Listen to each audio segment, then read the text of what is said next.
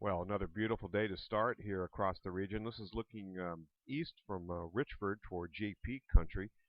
And you can see Jay Peak with a light earlier this morning. And also note we're starting to see some leaf out in our lower elevations. Again, this is the northern Champlain Valley. Let's take a look at Marble Island and see what we see. Just a beautiful sunrise once again. This is going to be a day that's going to feature temperatures basically up into the 80s, all good there. And boy, do we ever deserve it. This is looking at Lake Champlain. That's the Haze Cam from Burlington. This is looking north. And this morning it's showing hardly a cloud in the sky. However, off to the north of us, there will be some high clouds that'll drift through from time to time. And a quick look at the webcam at Nashville, looking northeast toward the beautiful Mount Mansfield region.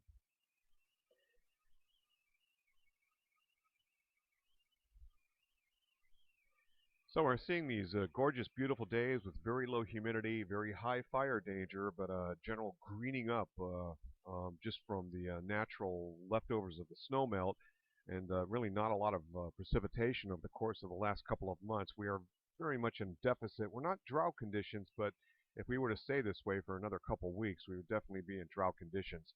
We do have a very stable weather pattern in the realm right now, and this is called a Rex block, and basically you have high pressure kind of holding across a region, and that's what's affecting us here in the northeast United States, southeastern Canada.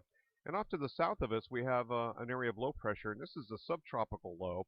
And this is the classic, very stable Rex block pattern that really the weather systems kind of work themselves around. As long as this kind of holds this, we're kind of good to go. So looking at that right now, this is what we're seeing. Here's your classic area of low pressure. We have an area of higher pressure aloft, a big, strong ridge, and it's basically pushing even a lot of the higher clouds really off to the north of our region. Try to push that up. And a little bit of fog this morning in some parts of Pennsylvania, kind of a sign of summer.